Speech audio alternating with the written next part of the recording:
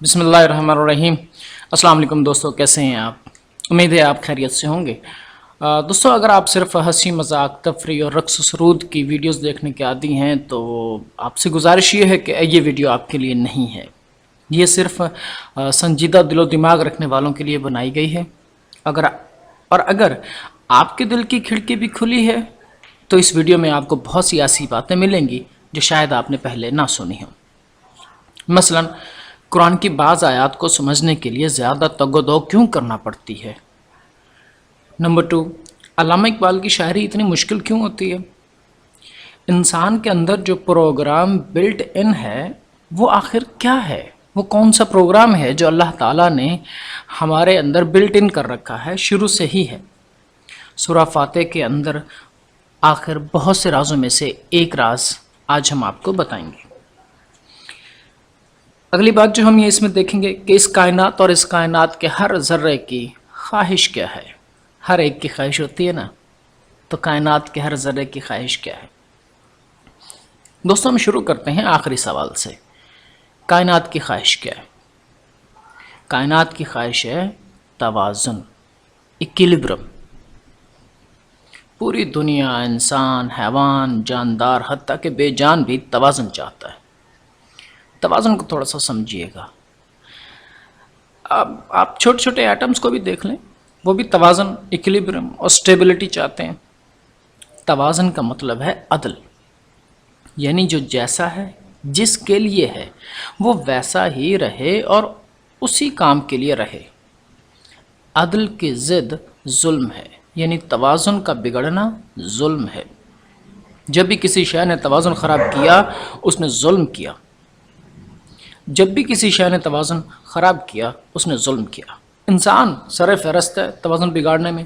انسان کا توازن اللہ نے اس کے اندر بلٹ ان کر دیا، پروگرام کر دیا پہلے ہی۔ وہ پروگرام کیا ہے؟ وہ پروگرام سورہ فاتح میں بتایا گیا۔ 4 حصوں پر مشتمل یہ پروگرام ہے، اور پہلا حصہ ہم آپ کو بتا رہے ہیں۔ پہلا حصہ الحمدللہ رب العالمین۔ تو پہلا پروگرام یہاں سے شروع ہوتا ہے، تمام جہانوں کو پیدا کرنے والے رب کی حمد۔ یا اللہ تعالیٰ شکر ہے جس نے تمام جہانوں کو پیدا کیا۔ ہر انسان کی فطرت میں ہے کہ اللہ کی پہچان اسے بتاتی ہے، ہر انسان کی فطرت میں ہے۔ ہر انسان اس بات کو سمجھتا ہے کہ کسی نے تو یہ کائنات بنائی ہے نا، کوئی نہ کوئی تو ہے جو اس کا خالق ہے، کسی نے تو یہ سب کچھ بنایا۔ ہر انسان کے، ہر مذہب کے دل و دماغ میں یہ بات موجود ہے۔ دوسرا اور تیسرا پروگرام اگلے جملے میں ہے، مالک یوم الدین۔ اس میں 2 پروگرام ہیں۔ ایک تو یہ کہ ہم نے مرنا بھی ہے، پیدا ہوتے ہیں تو مرنا بھی ہے، اور مرنے کے بعد جواب طلبی بھی ہوگی۔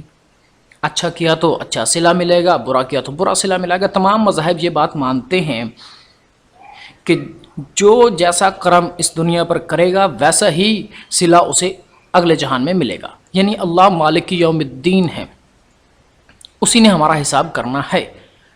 چوتھا پروگرام ایاک نعبد، مطلب اللہ ہی نے پیدا کیا، وہی مارے گا، اسی کے سامنے جواب طلبی ہوگی، تو پھر عبادت کے لائق بھی وہی ہوا۔ تو یہ 4 پروگرام ہیں جو اللہ تعالیٰ نے ہمارے اندر فٹ کر دیے، اور علماء کرام انہی پروگرامز کو فطرت سلیم کہتے ہیں۔ ڈاکٹر اسرار احمد بھی اس کو فطرت سلیم کہتے ہیں۔ جس نے یہ پروگرام توڑے، توازن بگاڑا، وہ تباہ ہو گیا۔ مثالیں آپ لے لیجئے، مدائن کی بستیاں دیکھیے ذرا، قوم عاد کے نشانات دیکھیے، قوم سمود کے اثرات دیکھ لیجئے، اور تو اور اردن میں موجود جو پیٹرا کی وادی ہے اسی کو دیکھ لو، بڑی مشہور ہے اور بڑا خوبصورت سا نظارہ ہے۔ پہاڑوں کو کھود کے اندر مکان بنائے ہوئے ہیں۔ کیا قومیں تھیں، مگر انہوں نے توازن کو توڑ دیا، ظلم کیا۔ توازن کے الٹ چلنا ہی اصل ظلم ہے، اور ہر گناہ ایک ظلم ہے۔ اب ہم آپ کو بتائیں کہ آخر توازن کو پہچانا کیسے جائے، توازن کو سمجھیں کیسے، اور کیسے ہماری زندگی کا حصہ بنے، بلکہ کیسے ہماری زندگی توازن پر آ جائے۔ اس مقصد کے لیے قرآن اور اقبال کا ایک سلسلہ شروع کیا جا رہا ہے۔ مگر اس سے پہلے ہم آپ کو ایک بات اور عرض کرنا چاہتے ہیں وہ یہ ہے کہ اقبال کے اشعار اتنے مشکل کیوں ہوتے ہیں کہ ہر عام و خاص پڑھ لے اور فوراً سمجھ جائے؟ مزید یہ کہ آیات مبارکہ کی تشریح بھی مطلوب ہوتی ہے. ہر آدمی قرآن پاک کو سمجھنا اس کے لیے مشکل ہے. علماء کرام ساری زندگی آیات کی تشریحات میں لگا دیتے ہیں اور پھر یہ کہتے ہیں کہ قرآن کی تشریح کا حق ادا نہیں کر سکے. تو آخر وجہ کیا ہے؟ کیوں یہ سب مشکل کیوں ہے؟ جناب سلیم یوسف چشتی جو علامہ اقبال کے بہت قریبی دوستوں میں شامل تھے یہی سوال علامہ صاحب سے کر دیا تو آپ نے فرمایا یہ اس لیے ہے تاکہ نااہل نفس مضمون نہ سمجھ سکے. آج کل یہی تو ہو رہا ہے.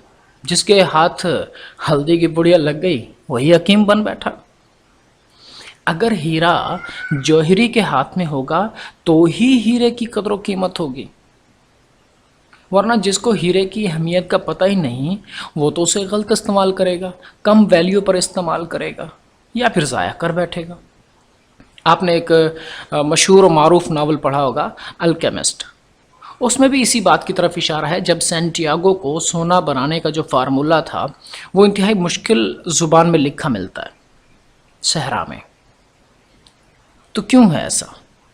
تاکہ صرف راز کی بات اسی کو ملے، جوہر کامل اسی کو ہی ملے جو محنت کرے، جو وقت دے، جو سٹرگل کرے. امام ابو یوسف رحمۃ اللہ علیہ کا ایک مشہور قول بھی آپ کو سنا دوں جو ہماری اسی بات کے لیے دلیل کا کام کرے گی.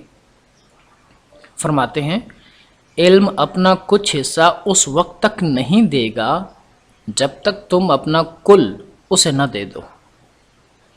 یعنی آپ اپنا سارے کا سارا وقت دے دیں تب جا کر علم آپ کو کچھ تھوڑا سا حصہ اپنا دے گا. مطلب یہ ہوا کہ وقت، توانائی اور ترجیح جس کام کے لیے ہوگی وہی منزل، وہی مراد، وہی حاصل ٹھہرے گی. اقبال اور قرآن کا یہ سلسلہ اسی مقصد کے لیے ہے جس میں قرآن کی ایک آیت اور آیت سے مماثلت رکھتا ہوا اقبال کا شعر پیش کیا جائے گا اور آیت اور شعر کی تشریح کرنے کی پوری کوشش کی جائے گی. اللہ تعالیٰ کمی بیشی معاف فرمائے آمین. اور آپ سے گزارش یہ ہے کہ آپ ہمیں سپورٹ کیجئے گا، ہماری رہنمائی کیجئے گا اور ہمارے ساتھ جڑے رہیے گا، ہماری حوصلہ افزائی کیجئے گا تاکہ ہم اس کام کو